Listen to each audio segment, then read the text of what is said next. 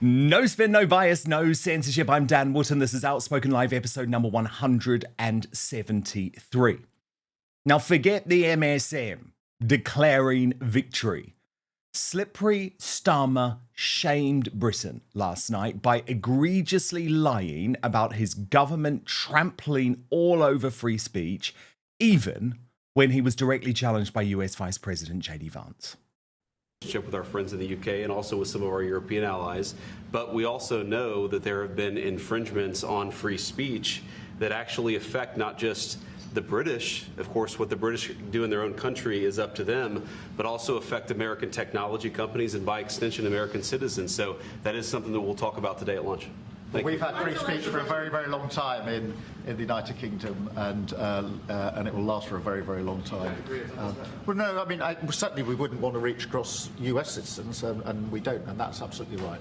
But in relation to free speech in the UK, I'm very proud of our history there.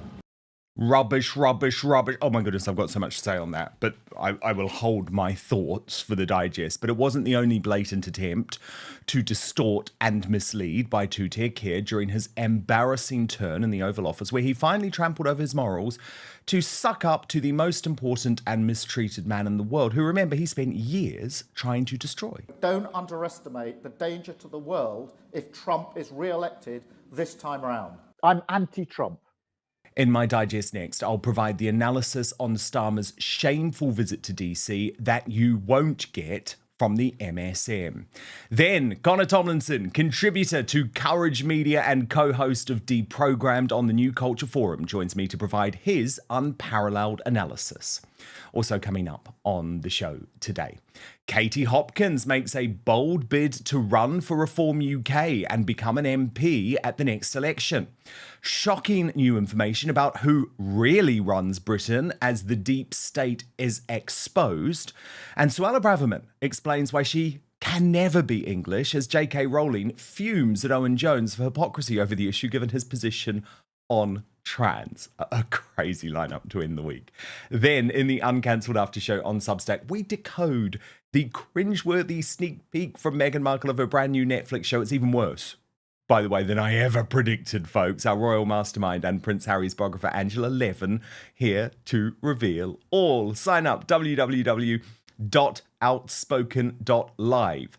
And because it is a Friday, we are going to reveal at the end of the show the worst Briton in the world this week.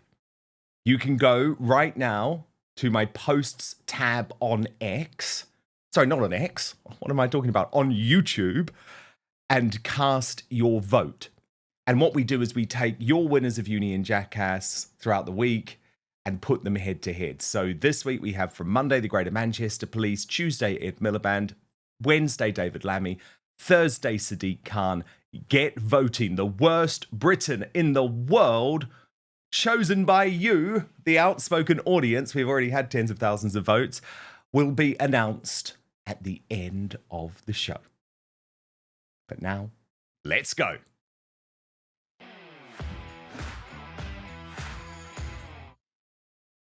I'm dumbfounded. I'm disgusted. I'm ashamed of the British government. Today, the mainstream media is heralding Slippery Starmer as some type of returning hero, having charmed Donald Trump in the White House with a letter from King Charles. But what our actual scumbag Prime Minister did was lie. Lie in front of the world about the very real challenges facing those of us who believe in preserving the great traditions of the United Kingdom, especially when it comes to the absolute trampling over our right to free speech. So rather than admit that there is a major problem when JD Vance challenged him directly on the issue, having been prompted by the president, by the way, a prickly Starmer obfuscated, pretending there simply is no issue. All right, one or two more. Yes, ma'am.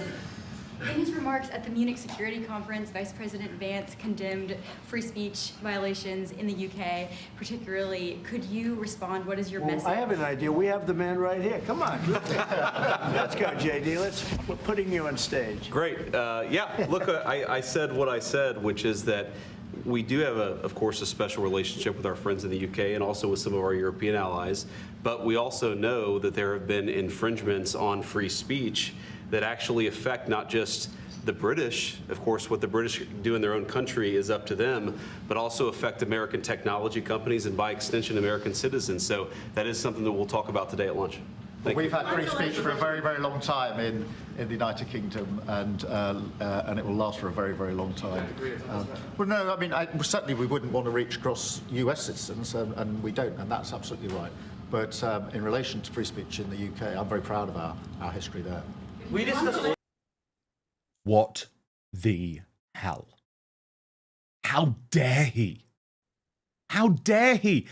Terrified grandmas and even the country's top newspaper columnist are getting actual knocks on the door from the police because of social media posts.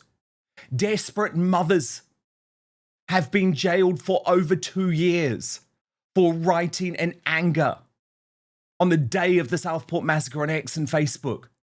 Not to mention the poor men incarcerated for interminable periods simply for protesting non-violently.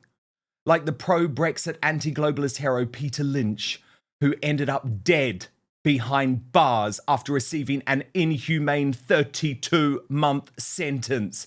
And Starmer claimed there is free speech to be proud of in the UK. How can he be proud of that? The whole world knows this charlatan as Two Tier Keir.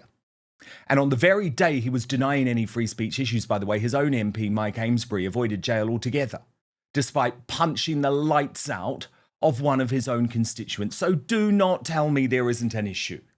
Do not tell me there isn't an issue, as Nigel Farage made quite clear last night at the same time as the meeting at the White House on stage in Hull. Crime 25% higher than the national average. People scared to go out after dark.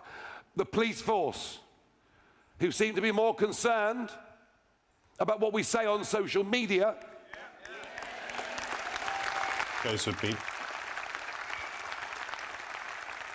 More concerned than maybe the Labour MP for Runcorn, who at 2 o'clock in the morning doesn't just strike someone in the street, but hits him 5 times on the ground. And what happens today at appeal? We're told the prison sentence is to be suspended. I guess that's because he's part of the Labour Party and part of the ruling class, and we saw it after the riots last summer. Different groups of people being treated differently. That is not what this country is all about. I will not live with two-tier policing and two-tier justice. Everybody must be treated the same. And they're not.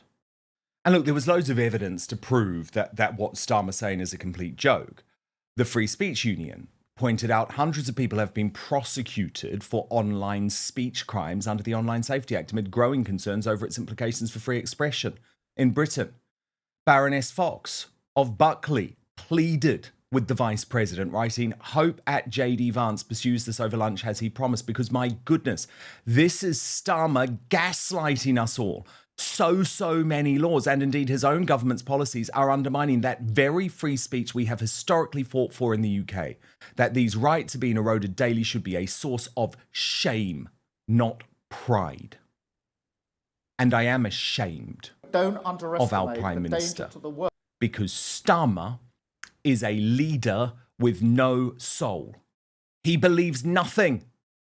In power, he is an empty vessel, working for the Davos globalists he cares more about than us. After all, how did he go from feeling this about Trump? Don't underestimate the danger to the world if Trump is re-elected this time around. I'm anti-Trump. So how did he go from that to sucking up in a manner unbecoming of someone who thinks they have a place on the world stage? It's an invitation for a second state visit. This is really special. This has never happened before. This is unprecedented. And I think that just symbolises the strength of the relationship between us. So this is a very special letter. I think the last state visit was a tremendous success. His Majesty the King wants to make this even better than that. So this is truly historic, an unprecedented second state visit, and he wants to talk that through with you. And that says at Windsor. That's Yes. really something. Yes. What I haven't got yet is your answer. I do need to. The answer is yes. So look, we know Starmer is a compulsive liar. Just look at his broken election manifesto. But to lie in such a brazen manner in front of the US president, in front of the world's media, shows an appalling flaw in his character. And this is about issues big and small. By the way, like when he told Trump it was so good to see the bust of Winston Churchill back in its rightful place. Meanwhile, back in Westminster, Starmer's Labour Party has been removing portraits of Churchill. As my friend Nick Dixon put it, Starmer is playing the role of a normal Prime Minister abroad whilst being a rabid communist at home. But as he left, there was another humiliation for Starmer, not that the British MSM gave a damn. The United States House Committee on the Judiciary has written to him to demand communication in regards to the UK's attacks on free speech. According to the Mercian, it states that the US has issued subpoenas to all social media companies that are told to comply with UK censorship laws. So what's clear to me is that anything achieved by the United Kingdom at the White House yesterday was down to our country's historic reputation, especially Trump's love for the monarchy and King Charles and Prince William. It is nothing to do with Starmer, who is the wrong Prime Minister at the wrong time, who continues to push a globalist agenda just when we need to close our borders and save our society. And now, Connor Tomlinson is today's outsider.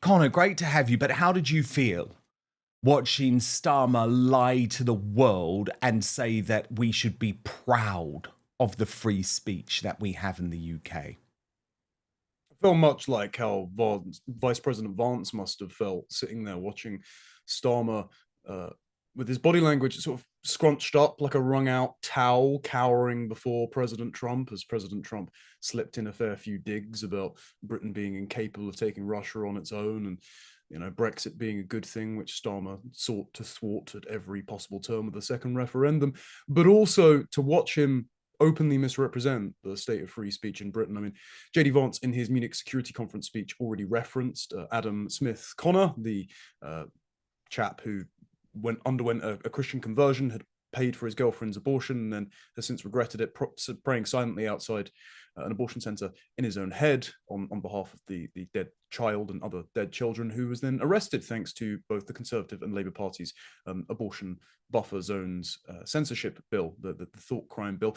Since then, someone else as well has been arrested, so the idea that this isn't going on is mental. That's Rose Doherty. She was arrested in Glasgow for holding a sign that said, and I quote, "Coercion is a crime, here to talk only if you want." And this was defended by members of Scottish Parliament because Scotland's buffer zone bill, which again, presumably the Labour Party support because they haven't stepped in to stop it, actually criminalises prayer inside your own home if someone walks past your window. And that was defended on the BBC recently this week. And of course, Starmer himself is responsible for mobilising magistrates' courts around the clock to convict so-called keyboard warriors, as you've spoken about valiantly on your show before, Dan, like Judy Sweeney, who was a 53-year-old care worker who put some unwise rage rhetoric onto Facebook in the aftermath of the murders of the girls by Axel Ruda-Cabana in Southport. And she's received a couple of years in prison without parole. It's funny, the same judge that sent her down just gave Mike Amesbury, the Labour MP, former Labour MP who punched his constituent in the head, a suspended sentence for only 10 weeks. So this must be that same two-tier judge that I keep hearing about. Yeah, Oh same judge. My God. Yeah, funny that, isn't it? The judges, Sickening. Stephen Everett, one of those typical activist judges that Keir Starmer seems to embody, being the judicial British deep state in a Yes, bad he was nominated yesterday actually for Union Jackass, but I didn't realise he was the guy that sent down Julie Sweeney, because that sentence is inhumane. I mean, and there's no two-tier justice. I've got to ask you about Lammy, because how shameless is this guy, Connor? Look at the post. Delighted to be back in Washington, D.C. supporting Keir Starmer. There is no relationship closer than that of the UK and the US. Together, we will continue to do great things for our shared security and growth. There he is, literally posting a picture of himself smiling with Trump, as Blame Game said to him, "This you, David?" Posting David Lammy previously having described Trump as deluded, dishonest, xenophobic, narcissistic, no friend of Britain, not fit to hold public office, let alone worthy of our country's highest honour and a banquet with the Queen. Theresa May is selling out the UK to a serial liar and a cheat. And there he is with Lammy today. Your thoughts? Well, I suppose the growth that Lammy is describing is probably his waistline, judging by the spread the White House likely put on during lunch. Look, I actually can't really blame David Lammy, because he's such an idiot. He probably doesn't have object permanence. He doesn't even remember he wrote that tweet or that piece in the Times calling Trump a neo-fascist, a KKK sympathizer, and a probable sexual assaulter. Questionable allegations around Trump on all of those fronts, given the growth of his minority vote share, his overwhelming popularity, and E. Jean Carroll's case raising a few eyebrows with that infamous interview with Anderson Cooper on CNN. Anyway, point being, David Lammy is not our brightest bulb. He doesn't understand how the line of successions of kings works. If you look at his mastermind performance, you would, well, think that mastermind is not a term which best suits him. And he's just one of many cadres of traitors within the Labour Party. I mean, everyone remembers that he got up and said, "We as Caribbean peoples," not British, by the way, Caribbean people, so identifying with an ethnic in-group rather than his nation that he purports to represent in Parliament, demand reparations. And so he's currently opening up conversations the Labour Party insists are not happening, but to the race grifters in Barbados who left the Commonwealth to fall under the thumb of China, who are now saying we demand trillions of pounds in funds because you gave us things like civilization and the rule of law, I suppose. So yeah, David Lammy, not shocked that he's turning on this pivot. It's pure cynicism by a very unpopular Labour Party, and it's because they know that we're basically a US vassal state, whether they like it or not. Why has the mainstream media, Connor, been so compliant when Niall Gardner of the Heritage Foundation posted after the meeting a humiliation for Keir Starmer in the White House, when the former Prime Minister, Liz Truss, posted after the meeting, President Trump and JD Vance are right about the threat to free speech in Britain and Europe. That's why we are setting up a new free speech media network to take on the censors and the supine legacy media. How can Niall see that? How can Liz see what I saw? And yet all of the mainstream media, even the Daily Mail, is saying this meeting was a great success. Oh, it's for two reasons, Dan, because a lot of legacy media rely on having access to these politicians and gatekeeping non-traditional media outlets like you, me, and whatever Liz has in the works out of being able to talk to politicians in press briefings. This is why the Trump administration has taken great initiative to invite influencers and the likes of the Daily Wire to their White House press briefings and shut the Associated Press out instead for refusing to acknowledge the change of the Gulf of Mexico to the Gulf of America. They are rewarding their friends and honest journalists rather than the establishment hacks and vultures who would like to pick apart the carcass of the successful Second American Revolution. And so these people, what they do is they align themselves with power. I mean, the Sun is a great example of this. Even though Keir Starmer is radioactively unpopular, they backed his Labour Party because they like to just permanently pick the winner, even if they're not very popular with the public at all. And then the second part of this, don't forget the BBC's charity arm, which means that there's a fungible slush fund moving between their actual funding and, you know, the sort of things that they pass along to various activists. They were being backed by USAID. It turns out that wokeness wasn't this vast conspiracy, this Russian nesting doll of universities and social media giants, etc., etc. It was just the US government funding international gay race communism. So it's good that Trump and Musk have clipped the wings of that, but now the media, of course, are shrieking and screaming because they've got to look for alternative sources of funding. And I wouldn't be surprised if that gravy train is still flowing from various directions that they're worrying is going to be stopped if Trump keeps investigating the US deep state. And again, we have just as much a deep state over here in Britain as the US does. And so they're worried that that Trump revolution to deliver democratic and fiscal accountability to US voters and taxpayers will make its way over the Atlantic to Britain, and that said gravy train will dry up for them too. Yes, indeed. Very well put. And I did think it was quite ironic yesterday that just as our mainstream media dinosaurs were arriving at the White House with Starmer, the Trump administration had a whole load of brilliant influencers like House and Habit and libs of TikTok, those types of people, into the White House to present to them the first tranche of the Jeffrey Epstein files. Breaking right now, Katie Hopkins has made an audacious bid to become a Reform UK MP. Let me show you what she shared on the matter. My open offer to stand for Reform UK is on the record. More importantly, I stand with the ordinary and decent people in this country. You are the best of us, and I will continue to take the punches as hard as they come. All we have to do is keep getting back up. Now, as a result of Katie Hopkins' tweet, or I should say post on X, sorry, Elon, I try and get that right, there was a lot of excitement about this video overnight from Nigel Farage. Could he have seen sense and welcomed Katie Hopkins into the Reform UK bosom? Watch. At 7:15 tonight, I take the stage here in Hull. At 7:45, I'm going to reveal who our candidate is going to be, who's going to run to be mayor of Hull and East Yorkshire. I promise you, this is the biggest, most spectacular event we've ever put on as a party. The candidate is absolutely astonishing. This will be quite something. You won't want to miss it. Join us on the live stream from 7:15 onwards. And look, he's a great hype man. He's a great hype man, Nigel. No one's going to take that away from him. Some folk have said maybe the announcement disappointed slightly. He posted on X, local hero Luke Campbell is the Reform UK candidate for mayor of Hull and East Yorkshire. Now, Luke Campbell seems like a really great guy, actually. Great kid. He was a top boxer, very, very successful, really brave, actually, for someone who has no experience in politics, who's always had to operate within that liberal sort of showbiz ecosystem to enter the world of politics in such a high-profile manner. However, he's not Katie Hopkins. And let me bring in Connor Tomlinson on this, because, Connor, I do wonder if this sort of is a suggestion. I know you've obviously been, as we both describe ourselves, a critical friend to Reform UK. We want them to do well, but we also want them to do the right thing. And I just wonder if this is part of Reform UK's sort of slip and slide into the centre ground. Let's select celebrities, you know, who don't have a track record of perhaps posting about Tommy Robinson 5 years ago. Do you know what I mean? What do you think, firstly, about Katie Hopkins' offer and then about this selection?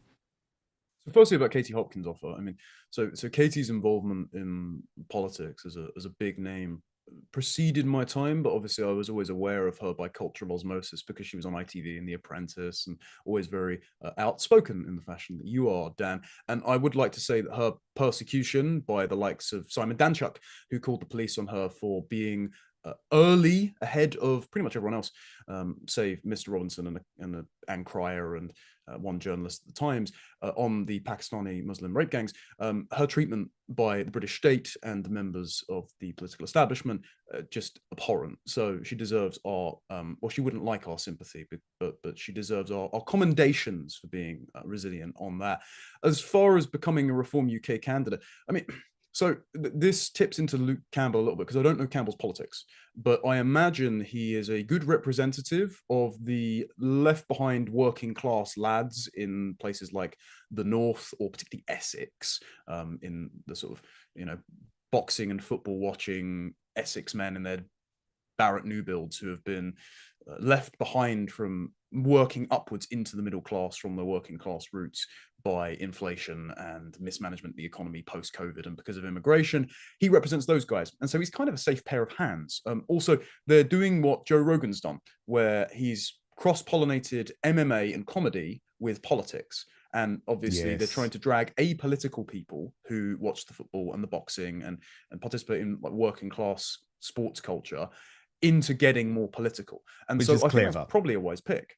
So I'm not gonna trash Luke Campbell at all, but I would caution against people thinking that you need all of the big all-stars in your coalition to just be MPs, because what you need is a series of reform loyalists who will vote along with the party, while advisors and media spokespeople and political appointments, when we eventually get control of the civil service, and I say we as in the sort of broader national populist movement, because I don't work for Reform or anything, I just want to see them do well and be the vehicle for revolution. When we control the civil service and wrestle it back from said British deep state, then those sorts of people who don't make it as MPs can be moved in as advisors, they can be moved in as media spokespeople, and they might be better suited for setting policy or for ripping the guts out of the deep state than they do standing up in the House of Commons. It's not something I ever want to do, for example. So even though Katie may well make a decent MP, she's certainly got a silver tongue on her and can lash the opposition. If she wants to run for that, she can make her bid for reform and reform can select it appropriately. But it doesn't mean that she's iced out of the movement entirely just because she won't be sitting on the green benches. I'm not speaking for reform. I'm just, trying to get into their mindset in that sense. Yeah, the problem is I don't think she will be welcomed in to the movement at all, because right now Reform UK has a strategy, and I know a lot of people don't like me disagreeing with any Reform UK strategy, even though I've been very clear. I voted for Reform UK. I think Nigel Farage will be Prime Minister in 2029. I was actually the first person to predict that. But this constantly playing it safe, I think, risks Reform UK becoming a bit too much like the Conservative Party was with its candidate selection. And we know the candidate selection at CCHQ, the types of people who they would pick, very safe in the sort of centre ground, was a huge issue in terms of why the Conservative Party became a left-wing party. So I hear what you're saying, but I think it is also going to be very, very important that Reform UK does have the right people as MPs. And look, I'm not saying Luke Campbell isn't the right guy. I'm certainly not. Like you, I don't know anything about his politics, actually. I know him as a boxer. I know him as a celebrity. And I do think it's sensible, but I don't think it's sensible to thrust Katie Hopkins out. Do you see what I mean? So my view is, yes, Luke Campbell, great. You should be part of the coalition, absolutely. But I would also like to see Katie Hopkins speaking at a Reform UK event. Matt Goodwin speaks at pretty much every Reform UK event. He's been clear that he's not at this stage a member of the party. So why can't Katie Hopkins speak? Do you see what I mean? Yeah, and I think as far as talking heads go, Katie Hopkins' worst sin is perhaps a bit of contrarianism. So I would think that she, and again, I don't know her personally, I think that she would be the sort of person that Reform should accept as an endorsement. Even if they don't necessarily want to run her as an MP. I will say one thing on the Conservative candidate selection for people that aren't aware. There are two reasons why the Conservative candidate selection process is worse than Reform's.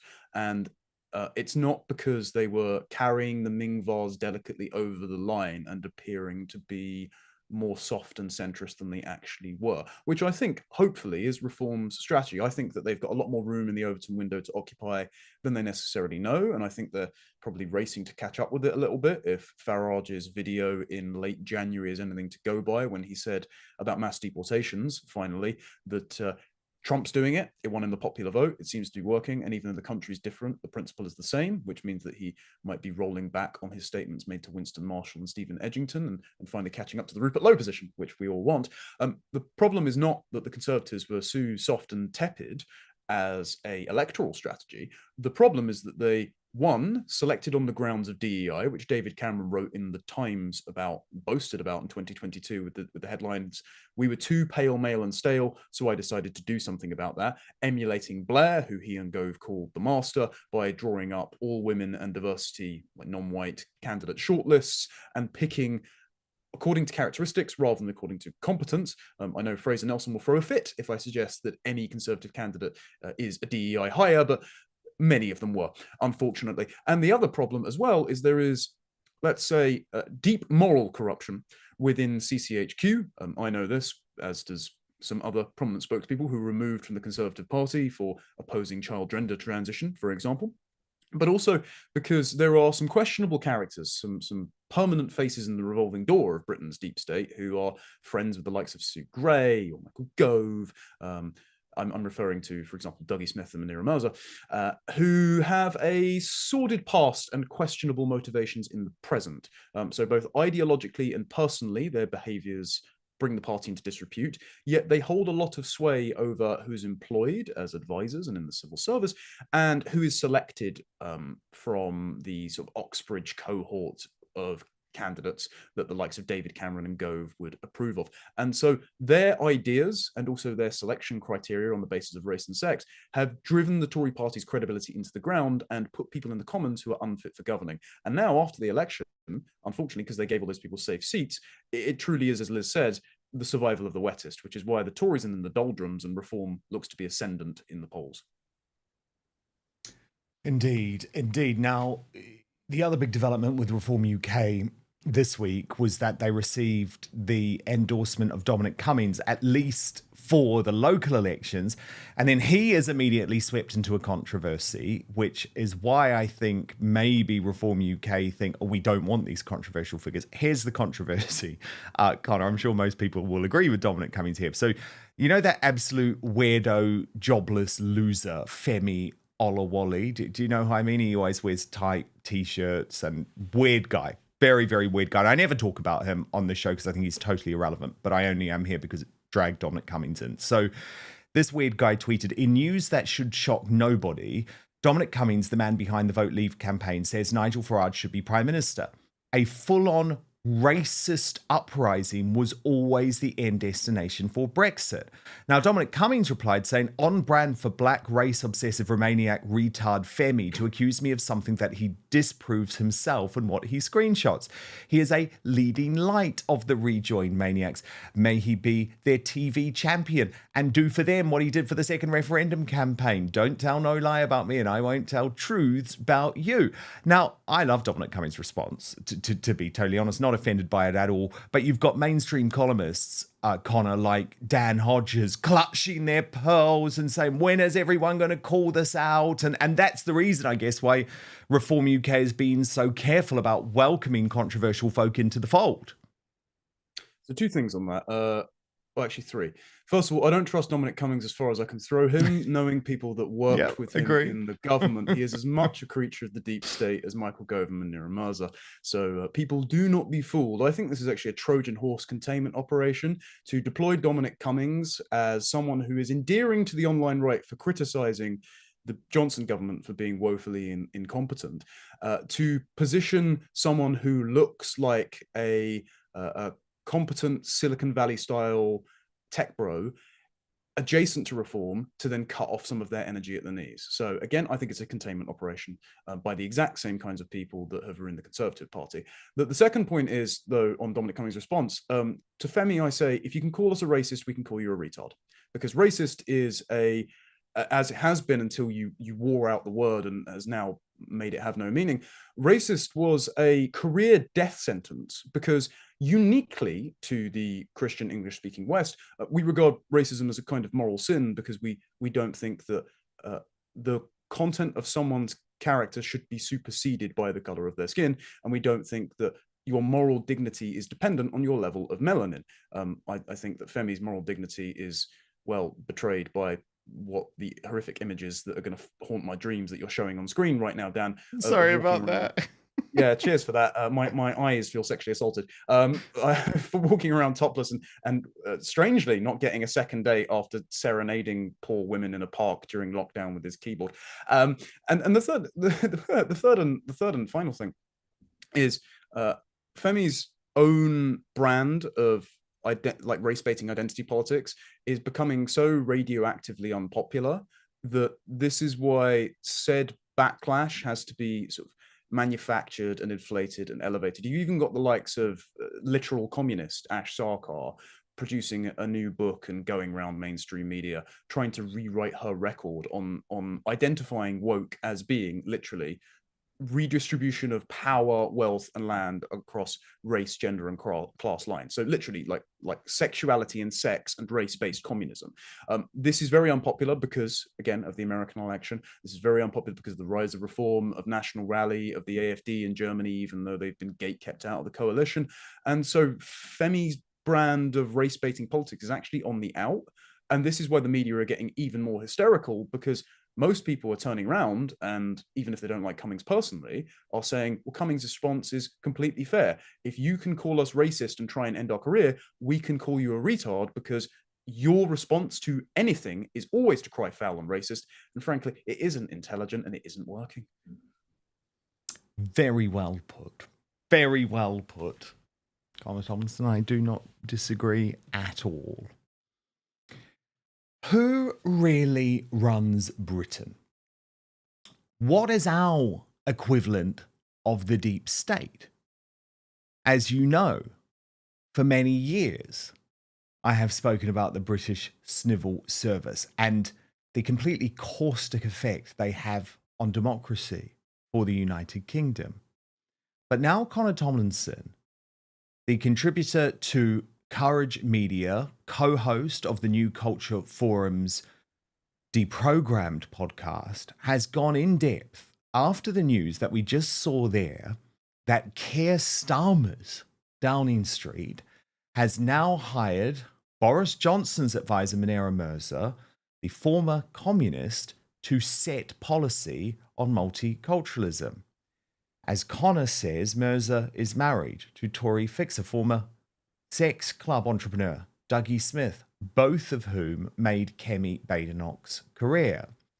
And Connor, you have been researching the tentacles of the British deep state for many years.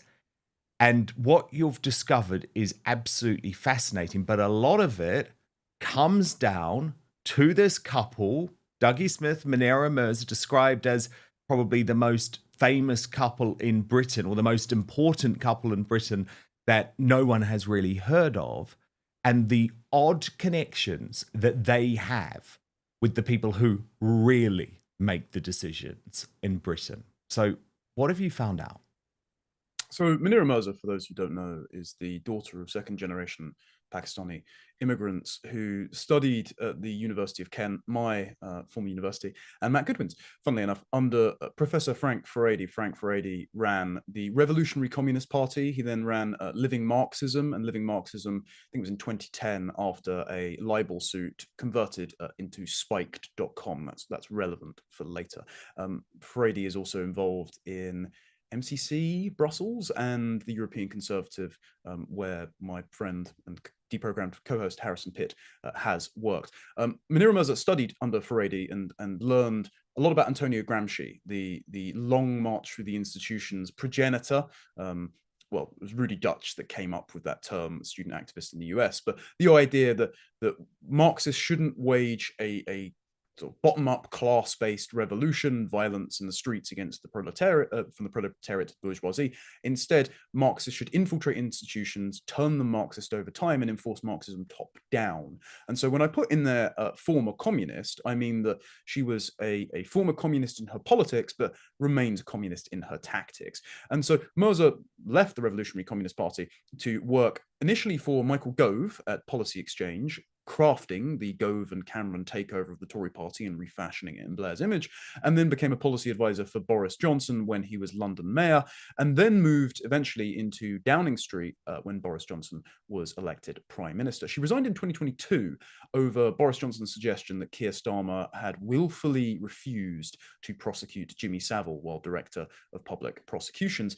That resignation was leaked to a chap called James Forsyth at The Spectator. Now, James Forsyth is married to Allegra Stratton, the former Downing Street press secretary who resigned in disgrace after ITV procured leaked video of her boasting about breaking lockdown rules.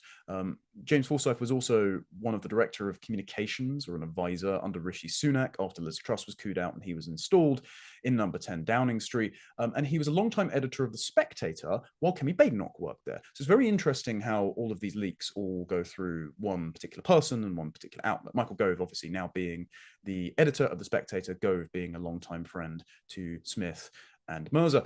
Smith and Mirza have been involved in selecting candidates for the Conservative Party and setting policy for a long time, because Dougie Smith is known as the Conservatives' equivalent of the Wolf from Pulp Fiction. He is a mysterious figure, very few photos of which exist online, who is said to have a hand in Conservative policy and particularly candidate selection, while at the exact same time, although he insists that this work had no crossover whatsoever, he was running orgies in stately homes that required wealthy couples to submit photos of themselves before they could attend.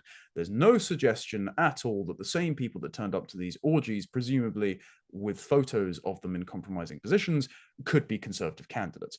Of course, I'm sure Dougie Smith is just consulted because he's an absolute mastermind in policy, from which you can see, because Smith and Mirza's particular policy agenda led the Conservatives to their worst defeat in 100 years.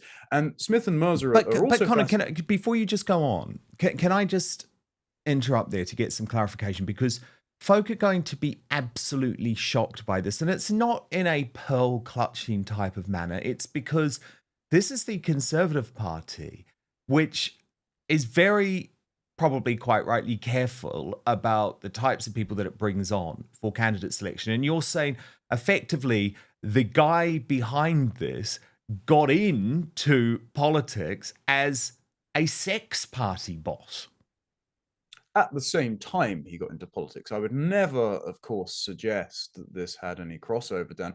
I'll leave other suggestions to Nadine Dorries in her famous book, The Plot, where she revealed, by the way, that the character Dr. No, the enigmatic figure who, you know, threatened ex-girlfriends and things like that, was apparently also Dougie Smith. And those are some very outlandish accusations.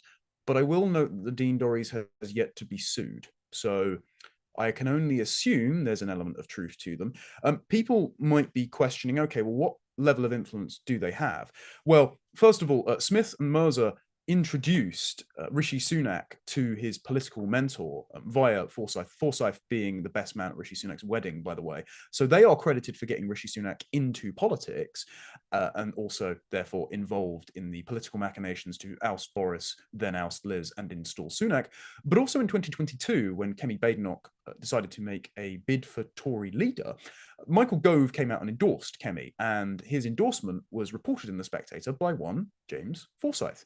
Very curious how it's linked to Rishi, linked to Munira Mirza, linked to Gove, and linked to Kemi. And the other links to Kemi are particularly interesting because Munira Mirza actually established the Commission on Race and Ethnic Disparities, which then produced the Sewell Report, which is the speech that made Kemi Badenoch famous for arguing against critical race theory in the Commons. And in the Conservative Home piece that also made Kemi's career and endeared her to the Conservative Home base, which is why she topped routinely polls of Conservative members as their favourite Conservative cabinet minister.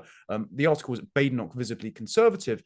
The quote is, "The commission wouldn't have been formed at all, in my view," by the reports, by the piece's author, "had it not been for Munira Mirza, another disruptor targeted by the left. The former head of Downing Street Policy Unit drove the commission's mission just as Michael Gove had pushed for a full government response to it a year on. The same names keep cropping up as having pushed Badenoch to the top, though I do wonder if said same names pulling the strings of the Tory party are currently regretting the fact that Badenoch has driven the Tories down to terminal decline in the polls." I know it has been utterly a disastrous decision, which I knew it would be. So the point is, why were they pushing her so hard?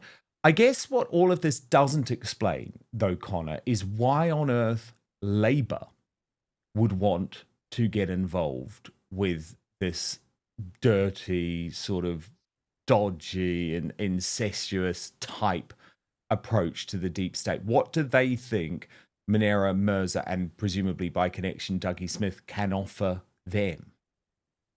I'm not necessarily sure, though I will point out that Nadine Dorries and her various sources in the plot says that this small group have been friends with Sue Gray for quite some time, including Michael Gove.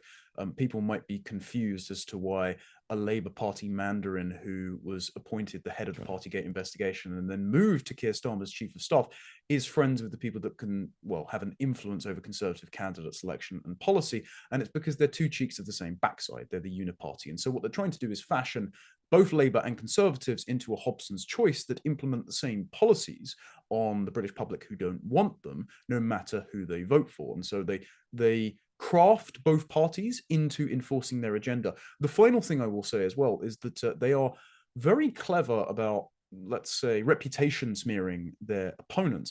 I have been assured by people that know Smith and Mirza that they aren't what they seem, and they have a secret master plan, and they actually want to improve the country. Well, given they've had an outsized amount of power for the last, let's say, decade or so, and the country's been in absolute falling down in its GDP per capita and its social cohesion, I would question the credibility on that front. And questioning it openly does get you smeared by their allies. So myself, Harrison Pitt, Stephen Edgington, Nick Dixon, others have been attacked as racial identitarians, white identitarians, and the far right and the terminally online right, or very online right, in the pages of Tada, Spiked, the former living Marxism paper of the Revolutionary Communist Party by Inaya Falarin Iman, who used to work for GB News, funnily enough, and actually shared a sofa with me at one point on Mark Dolan's ill-fated show, so she would know I'm not some sort of fascist beast lurking underneath beds. But nevertheless, she decided to smear me right before December. Inaya Iman has invited Mirza to speak routinely at her charity. It's called the Equiano Project. And of course, Spiked being the outlet of choice for Mirza's former Revolutionary Communist Party allies. So it seems that this network have tendrils wrapping around various press outlets like Spectator, like Spiked, and they don't like it when people suggest that Kemi Badenoch may not have been the best horse to back. Absolutely fascinating analysis from Connor Tomlinson, and much more from Connor in just 1 minute over whether Suella Braverman is right to say that she can never be English, or should we be listening to Owen Jones? You know, the guy that says a woman can become a bloke. Just like that. But first, the reason you're watching this show is that you know it's becoming increasingly difficult to trust mainstream media or the so-called fact checkers who claim to determine which facts are true. And come on, we know there's so much good reason for that, given the debate over free speech, the controversy surrounding Brexit, and how Trump and other politicians challenging the status quo are portrayed every day. But I've found the solution. It's called Ground News, and it's the best way to stay informed and cut through media bias and narratives so you can get the facts for yourself. Go to ground.news/outspoken to check it out. Let me show you this incredible website and app in action. So I want to look at the recent speech. It was amazing, wasn't it? US Vice President JD Vance at the Munich Security Conference, totally tearing into European governments, including ours here in the UK, over the total trampling over of free speech. And you can see clearly in one place that 361 sources are covering this story. Ground News instantly shows how the story is being covered, though, by the media, broken down by whether it leans to the left or the right. This is called the bias distribution service.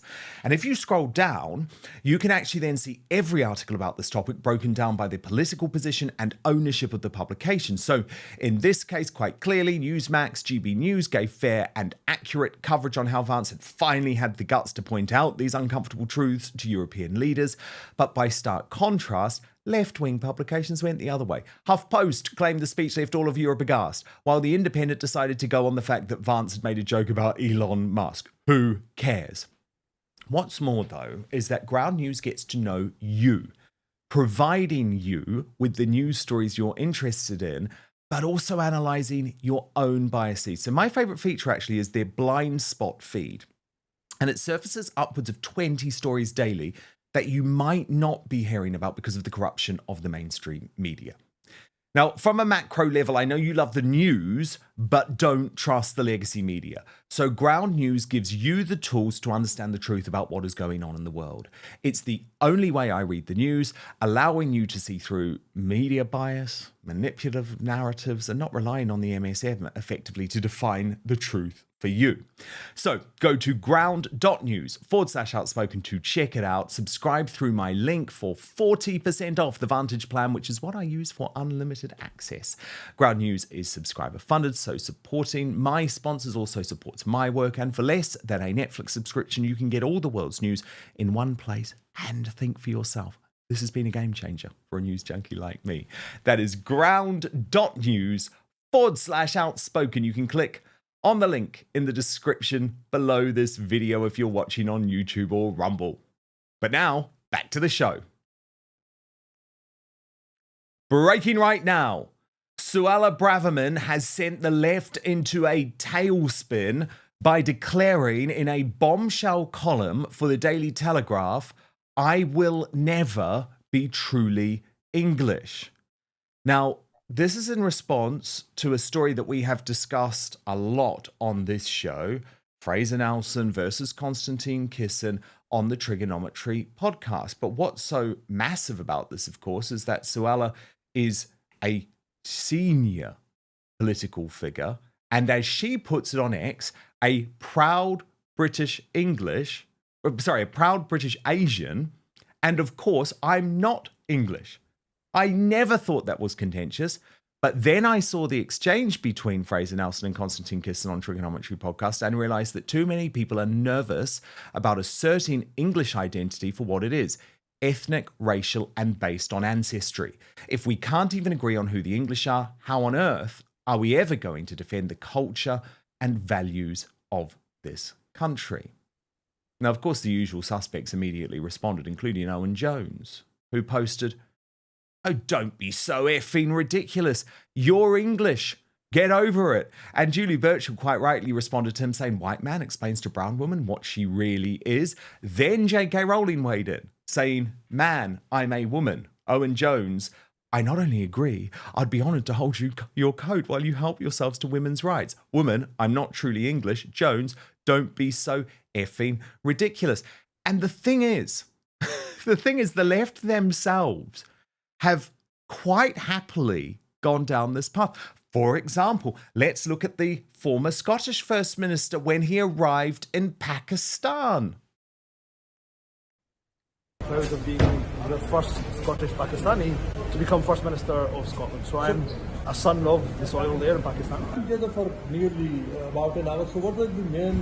So Connor Tomlinson, contributor to Courage Media, co-host of Deprogrammed on the New Culture Forum. Is this a case that if you're on the left and if you're a person of colour, you get to pick and choose what your ethnicity is depending on what situation you're in, and that's totally fine?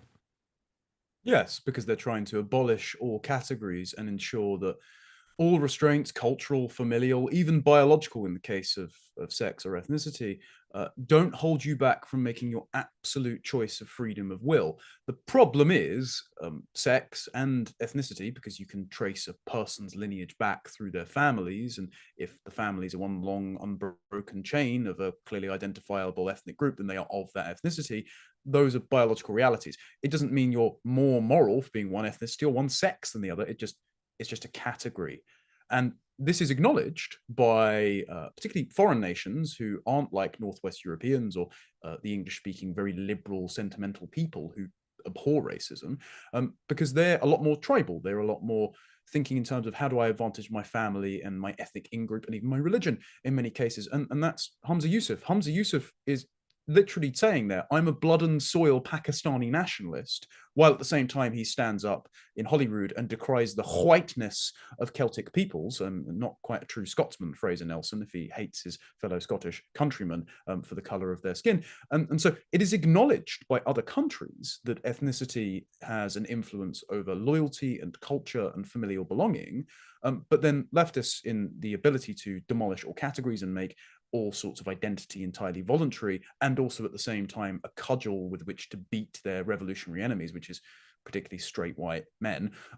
They play this Mott and Bailey game of where they say, oh, Englishness is an identity that you can opt into, but also being of a non-white ethnicity means that you are always oppressed and therefore always entitled to certain things. So it's just classic like linguistic subversion and deception to advance the revolution. And the two responses that I enjoyed were not just J.K. Rowling's one. We tweeted something very similar because I said that if Suella had come out as a man, you would have believed her, Owen. So why does her saying she's not English offend you so much? But the other response I loved was Peter Whittles of the New Culture Forum, where he parodied Owen Jones in the comments and ratioed him on likes and said, so Owen, are you just a straight man who hasn't met the right girl yet? Because then you can get over it. I don't think Owen would be quite so delighted at that suggestion, so he should take Suella's word for it. Yes, that was a good tweet. Actually, I think I've got that here to have a look at. The other thing that's happening, I mean, a lot of this extreme wokery seems to come out of Scotland, Connor, which forever shocks me, actually. But the National, which is effectively the in-house newspaper of the SNP, has argued that the phrase Muslim grooming gangs must be scrapped. They say it's according to a new report which argues the term is inaccurate and perpetuates prejudice. And of course, who do they use as a picture to illustrate that? Suella Braverman. All tied in, right? Yeah, quite, because Suella's one of the only politicians who's been brave enough not just to call this out, but actively do something about it. I mean, the task force she established after the GB News documentary by Charlie Peters, which was an excellent piece of journalism, in the first year of operation, identified 550 potential perpetrators and protected over 4,000 victims. So she can credibly say that she's assisted the girls who were raped, tortured, in some cases murdered by these predominantly Pakistani Muslim grooming gangs, familiarly related, by the way, and also betrayed by the British state, both the deep state, the police, and frontline politicians who should be held to account for this just as much as the rapists need to be held to account for it. And the reason this is and I've written about this for Courage Media before, the reason it's completely valid to call this Muslim rape gangs isn't just because of the ethnic in-group preference shown by the Pakistani community who knew that their husbands, brothers, fathers, sons, and cousins were doing this abuse and covered it up because they didn't see white girls as worthy of equal moral consideration. They saw them as easy meat or deserving of abuse. They saw them as deserving of abuse because they were non-Muslims. Yasmin Ali Harbi Brown actually went, and she's a Muslim leftist, as we know, went and interviewed the Muslim women who were living in the Pakistani community at the time, who were related to men who had perpetrated the crimes, and had asked them, what do you think about this? And they had said, well, look at the way these girls dress. By Allah, they bring it upon themselves. There were perpetrators that forced the girls to stand in the corner and shouted Quran verses at them as they abused them. In 2017, the Rotherham perpetrators yelled Allahu Akbar as they were led out of the dock after being sentenced. And then in 2024, the family members of the rapists, I believe in Rotherham as well, after the sentences were read out, the girls, so the daughters, the children of the perpetrators, shouted out as their fathers were being sentenced, "I love you, Dad."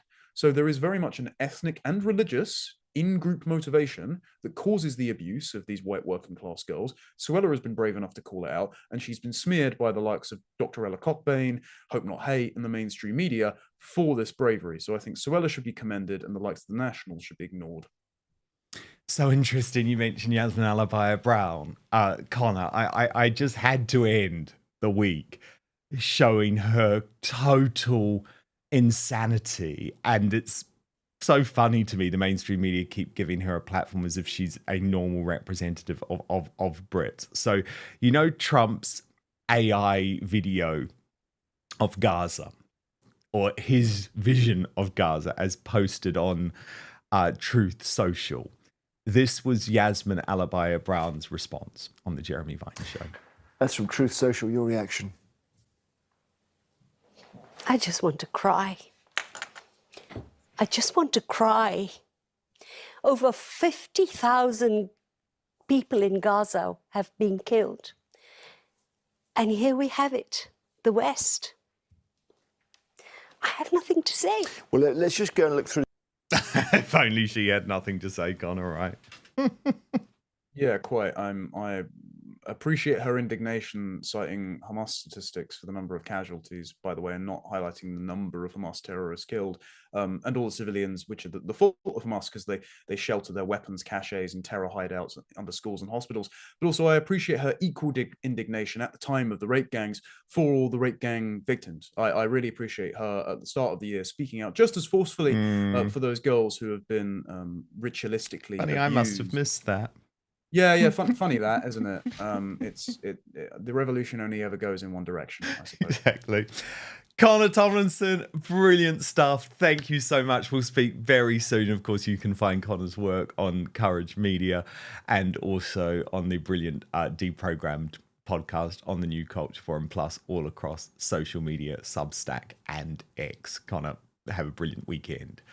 Now, Dan. Thanks. Thank you. Now, of course, because it is the end of the week, we're about to unveil the worst Briton in the world this week. We take your union jackasses, we put them to a massive vote. We've had tens of thousands of you already. Monday it was the Greater Manchester Police for their terrible abuse of free speech on the poor grandmother who'd made some sort of post on Facebook. They turned up at her door. Tuesday, Ed Miliband for the increase in energy bills. Wednesday, David Lammy for being fat and spending £500,000 on food and drink. And Thursday, Sadiq Khan for not lighting up London for the Bebas family, which was just so disgusting, given all major cities all around the world were doing it, but our Muslim mayor didn't want to do it. Your votes are in. There is a tie for equal third place between the Greater Manchester Police and David Lammy. In second place, the runner-up, Ed Miliband. But the worst Briton in the world this week, there he is, Sadiq Khan. And goodness me, he deserves it. Thank you so much for your votes. Thank you for your interaction all week. Sorry, I've been a bit annoyed this Friday, but goodness gracious me. That's what Keir Starmer lying to the world about free speech will do to me. We're going to have more, though, in the Uncancelled After Show with Angela Levin decoding the cringeworthy sneak peek from Meghan Markle of her brand new Netflix show. This is even worse than I predicted.